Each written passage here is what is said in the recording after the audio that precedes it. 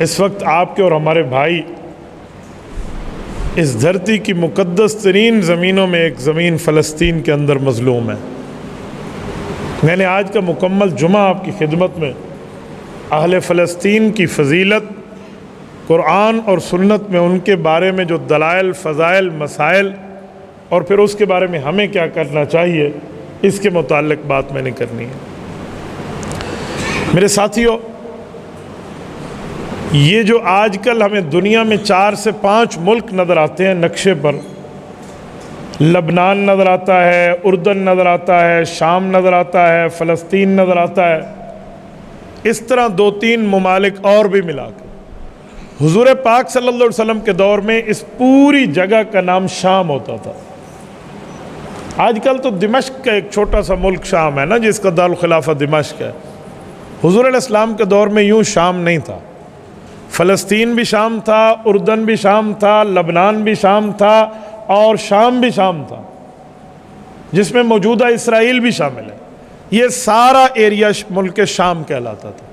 اس زمانے میں جو کہتا ہے نا میں شام جا رہا ہوں، تو وہ ان ایریاز میں کسی ایریا کا سفر کرتا تو وہ شام کا مسافر کہلاتا، ان ممالک میں کسی ملک کا باشندہ ہوتا تو وہ شامی کہلاتا۔ قرآن کریم میں رحلۃ الشتاء والصیف کا جو لفظ ہے سورۃ القریش کے اندر کہ ایک مرتبہ تم شام جاتے ہو، یہی جگہ پوری کے پورا ایریا مراد ہے۔ یہ وہ زمین ہے جس نے اپنے سینے میں ہزاروں انبیاء کرام کو پالا ہے۔ ارض المقدسہ قرآن کریم اس کا نام دیتا ہے، پاکیزہ سرزمین، فلسطین پاکیزہ سرزمین۔ اور یہ اتنی مبارک زمین ہے کہ حضرت موسیٰ علیہ نبینا علیہ السلام کے لیے صحیح بخاری کی حدیث موجود ہے کہ جب ان کو وفات کا وقت آ پہنچا تو حضرت موسیٰ علیہ السلام نے اللہ سے دعا کی کہ میرے مولا اگر کوئی پتھر پھینکے نا اور وہاں تک جا کے پتھر پہنچے، مجھے اتنا قریب کر دے فلسطین اور بیت المقدس کے تاکہ میری قبر وہیں بن پائے۔ یہ وہ مقدس سرزمین ہے، یہ اس دھرتی کی وہ مقدس سرزمین ہے جس کو قبلہ اول ہونے کا شرف حاصل ہے۔ قبلہ اول کا معنی سب سے پہلا قبلہ ہمارے پاکستان میں شمال سائڈ بنتی ہے۔ ہم ادھر منہ کر کے نماز پڑھتے تھے، رسول اللہ نے 17 مہینے ادھر منہ کر کے نماز پڑھائی ہے۔ یہ بیت المقدس، یہ فلسطین اتنا مبارک علاقہ ہے۔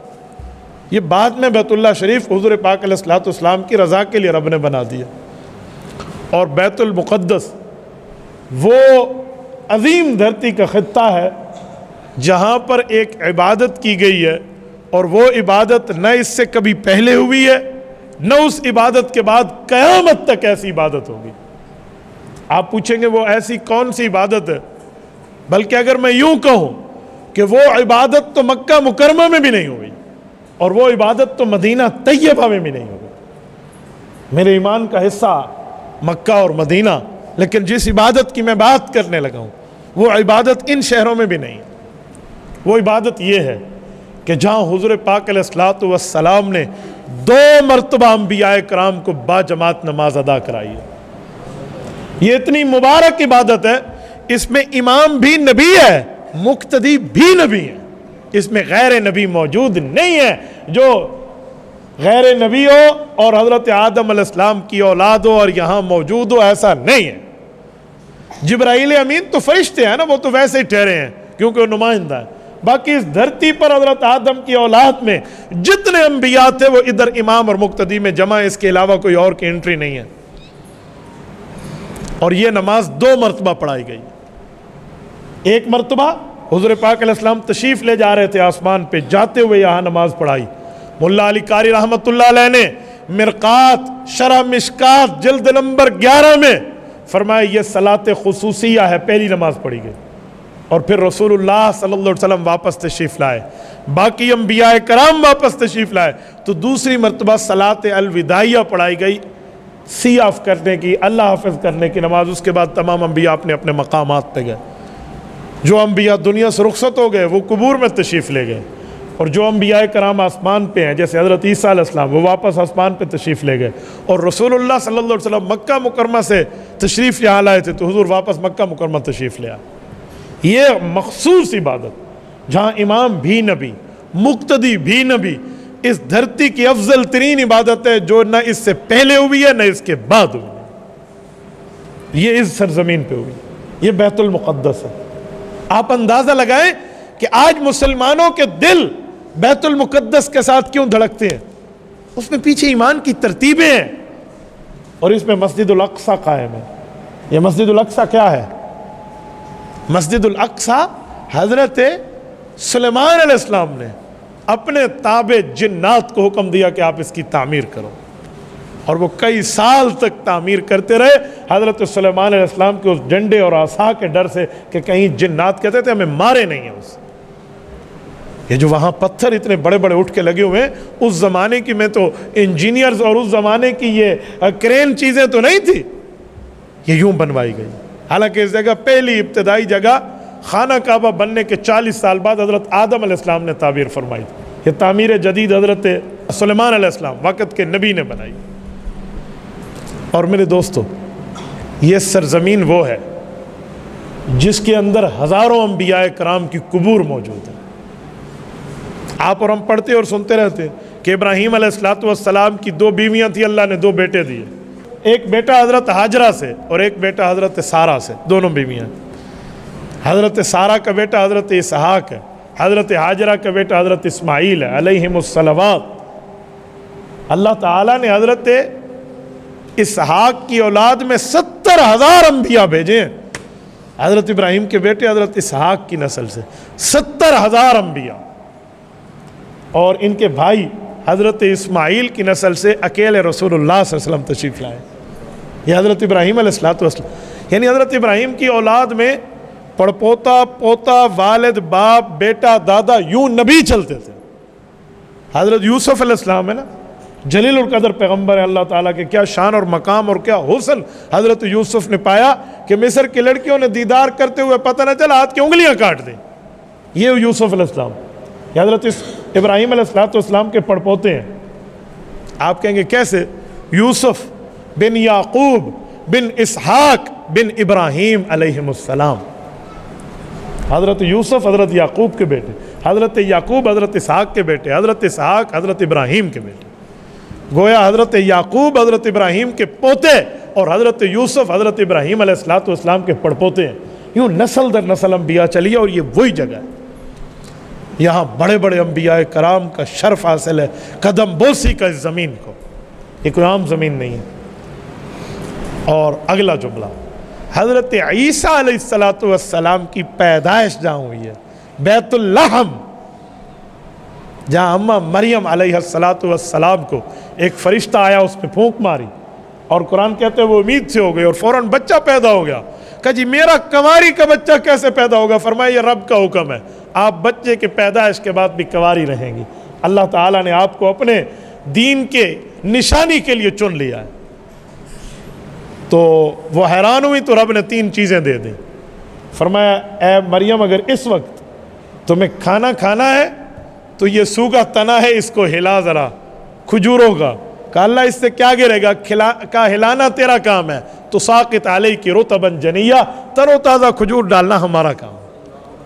تو سمجھایا گیا کہ جیسے اس کھجور کے خشک تنے کو بے موسمی پھل لگا ہے، اللہ نے بھی تیری شادی کے بغیر بے موسمی تمہیں گویا کہ بغیر پروسیس کے تجھے اولاد عطا فرمائی۔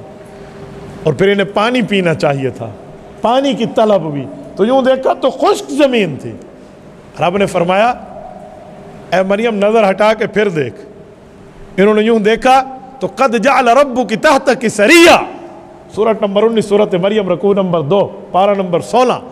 رب کریم فرماتے وہ دیکھو، انہوں نے دیکھا تو پانی کا چشمہ جاری ہو گیا تھا، اور پھر بے موسمی کھانے پینے کی چیزیں ملی تو بچہ بھی ملا۔ تو سمجھ آیا کہ واقعی اسباب کی دنیا میں بھی دیکھو تو رب اس کھجور کے تنے کا محتاج بھی نہیں ہے، اللہ اس جگہ میں پانی چلانے کا محتاج نہیں، پر تمہیں بنا کے دیا۔ تو پھر رب نے فرمایا اے مریم اگر تمہیں بھوک لگے تو یہ رطبا جنیہ کھاؤ، اگر پیاس لگے تو تحت کی سریا یہ پانی پیو، اور اگر پریشان ہو تو اپنے بچے کو دیکھ کے آنکھیں ٹھنڈی کر لے. فکولی واشربی وقرری عینا، یوں اپنی اچھی زندگی گزار، تیرے اوپر کوئی اعتراض نہیں آئے گا. یہ پیدائش بیت اللحم میں ہوئی ہے، اور یہ بھی بیت المقدس فلسطین میں موجود ہے.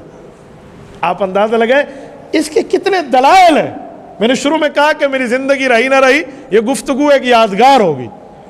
اتنی حد تک فضائل اور مسائل ہیں، میں آپ کے سامنے کیا کیا بولوں. آؤ ذرا ایک میں آیت مزید پڑھنے لگا. جب نبی پاک علیہ السلام نے معراج کا سفر فرمایا اور بیت اللہ جیسے مقدس مقام کی حتیم سے شروع فرمایا. حتیم جانتے ہیں نا، بیت اللہ شریف کے ساتھ ایک دیوار لگی ہوئی ہے اور وہ بیت اللہ کا حصہ ہے. اللہ تعالیٰ آپ سب کو لے جائے اور اللہ ہم سب کو زیارت عطا فرمائے. وہاں سے سفر شروع کیا، بیت المقدس گئے تو قرآن کریم کیا کہتا ہے؟ فرمایا سبحان الذی اسرا بعبدہ لیلا من المسجد الحرام الی المسجد الاقصی الذی بارکنا حولہ لنریہ من آیاتنا. فرمایا میں نے نبوت کو، یہ سورۃ اسراء کی پہلی آیت 15ویں پارے کا پہلا صفحہ پہلی آیت، فرمایا میں نے اپنے پاک پیغمبر کو سیر کرائی ہے، اور اللہ تعالیٰ ہر کفر اور شرک سے پاک ہے. سبحان الذی اسرا بعبدہ، جس نے اپنے بندے کو سیر کرائی لیلاً، رات کے ایک چھوٹے سے ٹکڑے میں، ایک چھوٹے سے حصے میں. کہاں سے؟ من المسجد الحرام، بیت اللہ سے، مکہ مکرمہ سے، حجاز سے. کہاں تک؟ الی المسجد الاقصی، مسجد اقصی فلسطین، بیت المقدس قبلہ اولا تک. فرمایا کیوں؟ فرمایا الذی بارکنا حولہ. اللہ، اس ایک لفظ میں پوری کی پوری بیت المقدس کی تمام روحانیت کو رب نے ایک ہی لفظ میں بند کر کے فرمایا الذی بارکنا حولہ. فرمایا یہ وہ سرزمین ہے جس کے ارد گرد تمہارے رب نے، تمہارے خالق نے برکات رکھی ہیں. فرمایا میں نبوت کو اس سفر پہ کیوں لے گیا؟ لنریہ من آیاتنا، میں اپنی نشانیاں، خدا کے دلائل، قدرت کے معاملات، یہ اللہ تعالیٰ حضور پاک کو دکھلانا چاہتے تھے کہ یہ نبی اپنے خالق کی قدرتیں اپنی آنکھوں سے دیکھ کے لوگوں کو جا کر، اپنی امت کو جا کر بتائے کہ میں اللہ تعالیٰ کی یہ قدرتیں اپنی آنکھوں سے دیکھ کر آیا ہوں، اور سورج مشرق کے بجائے مغرب سے طلوع ہو سکتا ہے، آقا کا فرمان جھوٹا نہیں ہو سکتا. یہ وہ مقدس سرزمین ہے. اور میں اگلی آیت پڑھنے لگا ہوں، سورۃ 3. آپ تفسیر ابن کثیر اٹھائیں تو امام ابن کثیر نے اس آیت کی تفسیر میں لکھا جو میں نے خطبے میں پڑھی ہے. فرمایا والتین والزیتون وطور سینین وہذا البلد الامین. فرمایا یہاں 3 آیات ہیں، اور ان 3 آیات میں رب نے 3 باتیں کر کے 3 نبیوں کا تذکرہ کیا ہے. والتین والزیتون کا معنی انجیر اور زیتون کا پھل ہے. وطور سینین کا معنی طور سینا کا مصر والا پہاڑ ہے. وہذا البلد الامین کا معنی حضور پاک صلی اللہ علیہ وسلم کا شہر مبارک ہے. ایک روایت میں مکہ، ایک روایت میں مدینہ، دونوں مراد ہیں. تو فرمایا کیا مطلب؟ یہ 3 شہروں کی بات کیا؟ والتین والزیتون کہہ کے رب نے حضرت عیسیٰ علیہ السلام کے زمانے کی بات کی ہے کہ جہاں حضرت عیسیٰ علیہ السلام پیدا ہوئے تھے ساتھ زیتون کا درخت تھا، وہاں انجیر لگی ہوئی تھی. یہ خوبصورت سرزمین بیت المقدس کی بات فرمائی. وطور سینین، یہ مصر کی بات فرمائی جہاں اللہ تعالیٰ نے حضرت موسیٰ علیہ السلام کو نبوت عطا فرمائی. اور وہذا البلد الامین کہہ کر رسول اللہ کے مدینہ طیبہ کی بات فرمائی. 3 آیات میں 3 نبیوں کی بات رب کریم نے فرما کر یہ بات سمجھا دی، بتلا دی، لوگوں کو ایمان کا حصہ بنوا دیا کہ لوگوں یہ تینوں سرزمینیں تمہارے لیے ایمان کے درجے میں مقدس بھی ہے، مقدم بھی ہے. اس لیے ہم تمام چیزوں کو بہتر مانتے. ہمارے لیے بیت اللہ بھی اعلیٰ، ہمارے لیے روضہ رسول اللہ بھی اعلیٰ، ہمارے لیے بیت المقدس بھی اعلیٰ. حدیث پاک میں جو رسول اللہ کی مسجد میں مدینہ طیبہ میں نماز پڑھے 50,000 نماز کا ثواب، جو بیت المقدس میں نماز پڑھے 50,000 نماز کا ثواب، اور جو بیت اللہ میں پڑھے 1,00,000 نماز کا ثواب. میں تو رب سے کئی مرتبہ بیت اللہ شریف کا دروازہ پکڑ کے مانگا کہ اللہ عافیت کے ساتھ اپنے گھر میں لائے، آپ عافیت کے ساتھ رسول اللہ کے در اقدس پہ لائے. اے اللہ ہمیں عافیت کے ساتھ بیت المقدس کی زیارت اور نماز بھی عطا فرما. میرے دوستوں، میری یہ پوری بات کرنے کا مطلب، میں نے کہا نا میں بڑے بوجھل قدموں سے گفتگو کرنے آیا ہوں، میں بڑی دکھی دل کے ساتھ. آج پوری دنیا ہے کفر اسرائیل جیسے خبیث ملک کی پشت پہ ٹھہری ہے، اور فلسطینیوں کو نہتھا کر کے اتنے سالوں سے مارنے کی کوشش ہے، اور ہم لوگوں کی کان تک جو بھی نہیں ریکھتی۔ میں ایک بات پوچھتا ہوں، مجھے بتائیں، حدیث میں نہیں ہے کہ پورے مسلمان ایک جسم کی مانند ہے کہ اگر سر کو تکلیف ہو تو پورے جسم تکلیف محسوس کرے؟ اور فلسطینی اگر اس جگہ کو چھوڑ دے، نقصان تو پورے اہل اسلام کا ہے۔ وہ صرف ان کی سرزمین تو نہیں ہے، یہ تو مسلمانوں کی مشترکہ سرزمین ہے۔ انہوں نے تو اسلام کے ورثے کی حفاظت رکھی ہے۔ یار ان بہادر ماؤں کو